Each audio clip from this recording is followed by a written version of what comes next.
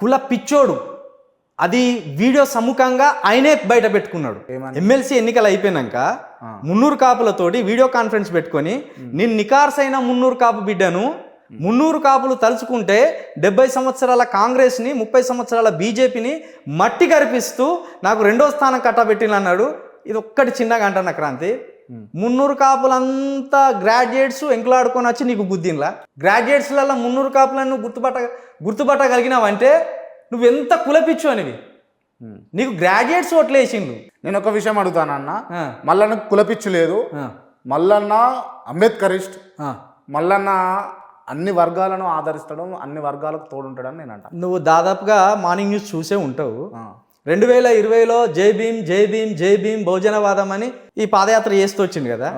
మరి ఈ 2 సంవత్సరాలు ఎక్కడ జై భీమ్ నిలబడతలేవు. 7200 RTR అని వచ్చింది. అంతే, జై భీమ్ అనొద్దని చెప్పిండు నేత అశోక్కి. ఎలక్షన్స్ ఎమ్మెల్సీ ఎలక్షన్స్ అయిపోయినాక అన్న జై భీమ్ అని ఎందుకు అనొద్దు? జై భీమ్ అంటే ఇది దళితులకు సంబంధించిన నినాదం అనేది వీని వెర్రి. జై భీమ్ అంటే దళితులకు సంబంధించిందా? అరే అమెరికాలో ఐక్యరాజ్య సమితిలో జై భీమ్ అని మాట్లాడింది మొన్న అంబేద్కర్ గారి జయంతి రోజు. అంబేద్కర్ గారికి మార్టిన్ లూథర్ కింగ్, క్రీస్తు, మోషే అంతటి స్థానం కట్టబెట్టింది. ఇచ్చోడ జై భీమ్ అంటే జ్ఞానం వర్ధిల్లు. దానికి భయపడ్డావంటే నువ్వు అంబేద్కరిస్ట్ ఏంద్రా?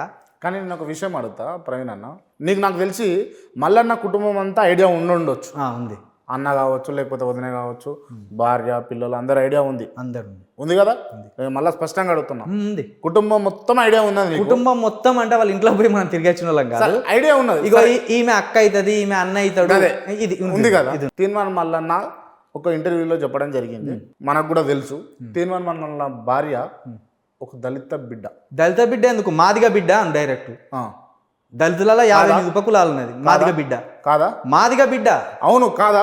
అవును, ఒప్పుకుంటున్నావు కదా? 100%. తీర్మాన్ మల్లన్నకు నిజంగా ఒకవేళ నువ్వు అంటున్నట్టు కులపిచ్చి ఉంటే, ప్రేమించి ఒక అమ్మాయిని దళిత వర్గంలోకి ఎంచి నువ్వు అంటున్న మాదిగ వర్గంలోకి ఎంచి తీసుకొని పెళ్లి చేసుకోవాల్సిన అవసరం ఏముండే? అంటే వాడు సంఘ సంస్కర్త అనుకుంటానులా.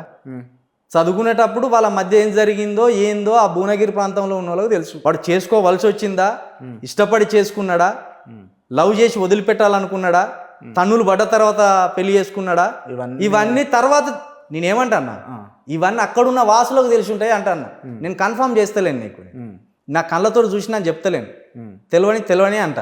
కానీ నాకు ఒకటి స్పష్టంగా తెలుసు, ఆమె ఎస్ఐ అయితే ఆ ఎస్ఐ జాబ్కి రిజైన్ చేయమని ఒత్తిడి పెట్టిండు. ఇప్పుడు పీడి కదా ఏలు. అవును, ఇప్పుడు కూడా ఉద్యోగానికి రిజైన్ చేయమంటాడు. ఎందుకు? ఏ మహిళా సాధికారత మీద నీకు ఇంట్రెస్ట్ లేదా? ఎందుకు ఆమె రిజైన్ చేయాలి జాబ్కి? ఫస్ట్ ఎస్ఐ ముచ్చటైంది, ఆమె ఎస్ఐ జాబ్ కొట్టింది, 2000 కొట్టింది, సెలెక్ట్ అయ్యింది. ఈ దుర్మార్గుడు ఆపేసిండు. ఏమిటికి? వద్దు, ఉండద్దు. ఎందుకు అట్లా? ఇబ్బంది అవుతుంది వీనికి. ఎస్ఐ అంటే మంచిదే కదా? లేదు, వీనికి అనుకూలమైన చిన్న పోస్టులలో ఉండాలి. రేపు ఇదే మేడి పిల్లలే ఆమెకు ఇచ్చిండ్రు అనుకుందాం పోస్టింగ్, వీని అరెస్ట్ చేయాలి. భార్య చేతిలో అరెస్ట్ అయితే వీని ఇజ్జత్ ఉంటుందా? ఇప్పటికే ఇజ్జత్ పోయింది వీంది. ఆమెను ఇప్పటికి కూడా ఆమె ఎంత టార్చర్ అనుభవిస్తుందో ఆమెకు తెలుసు, మనం చెప్పకూడదు. ఎందుకంటే అది మంచిది కాదు, ఒకళ్ళ వ్యక్తిగత జీవితం మీద మనం మాట్లాడకూడదు. కానీ ఆమెకు వీని ఆఫీస్ ఎక్కడున్నదో కూడా తెలియదు. వీనికి స్టిల్ నవ్వు కాదు, వాడు జైలు పడే వరకు తెలియదు, ఎంత ఆదాయం వస్తుందో తెలియదు. ఎందుకు? ఈ మల్లన్న టీమ్ సొసైటీలో ఎవరెవరు ఉన్నారు అనేది కూడా తెలియదు. ఒకసారి ఇది కంటిన్యూ చేద్దాం, ఇది కంటిన్యూ చేసినాక నేను తీసుకుంటా. ఇప్పుడు ఆమెకు ఏం చెప్పకుండా వ్యవహారం అంతా నడిపిస్తున్నాను అంటూ ఆమెను ఏమన్నాడు తెలుసా? అసలు ఈ గొడవలు ఎందుకు, నువ్వు మాట్లాడేదాన్ని తప్పు, ఈ పద్ధతే రాంగ్, అట్లా మాట్లాడకూడదు, రాజకీయం నువ్వు చెయ్యి, కానీ ఇది కాదు నిత్యం వల్గారిటీ. ఇప్పుడు ఒక ఎమ్మెల్యే ఒకళ్ళతో సత్సంబంధాలు ఉంటాయి, నువ్వు ఏంటిది ఆ బ్లూ ఫిల్మ్ తీస్తున్నావా, కెమెరా వేసుకొని పోతా అంటావు. వాళ్ళిద్దరి మధ్య సత్సంబంధం ఉండే కదా, వాళ్ళు పోయింది ఒక కాడికి. ఇవన్నీ మానుకో, ఇవి ప్రమాదం అని చెప్పింది. భర్తకు చెప్పుకుంటారు కదా ఎవరైనా. ఒక విషయం ఏంటంటే, ఇప్పటికి నేను మొన్న రీసెంట్గా మల్లన్న జైలు పోయిన తర్వాత, పోయిన తర్వాత నేను ఇంటర్వ్యూ చేసిన.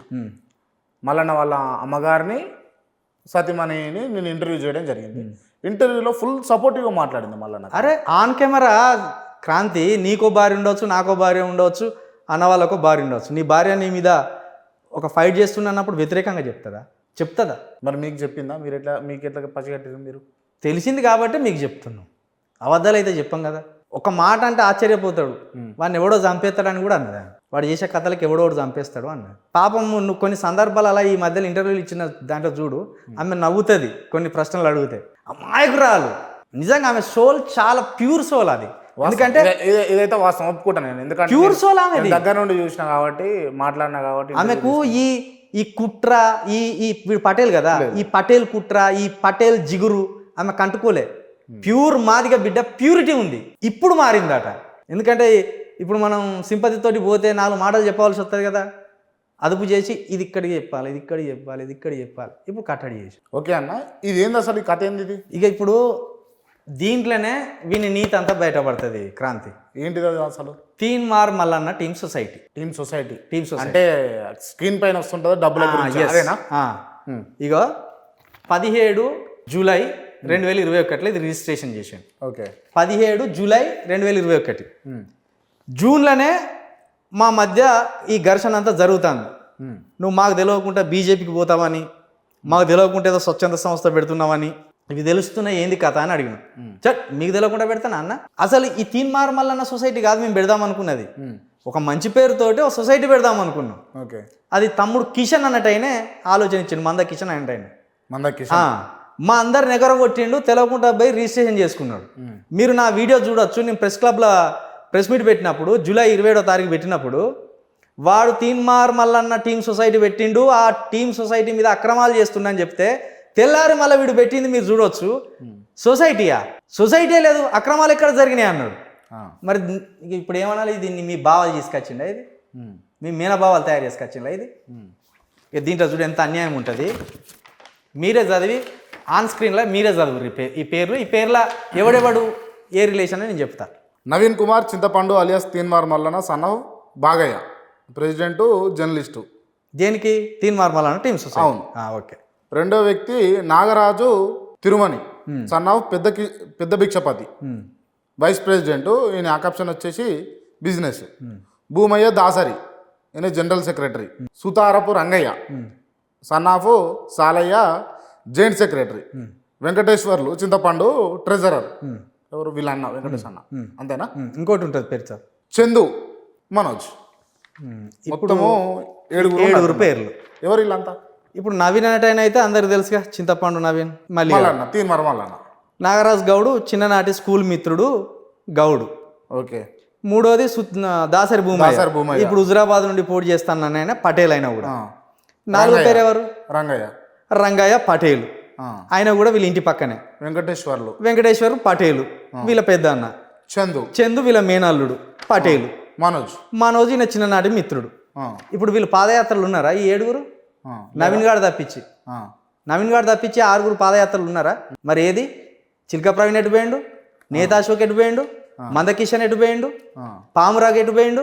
అంటే మేము మా చెప్పులు అరగంగా, మా కాళ్ళు అరగంగా, ఎండకు ఎండి వానకు దడిసి మేమేమో నీకు ఊడిగం చేయాలి, నువ్వేమో ఇవి ఎక్కించుకుంటావా?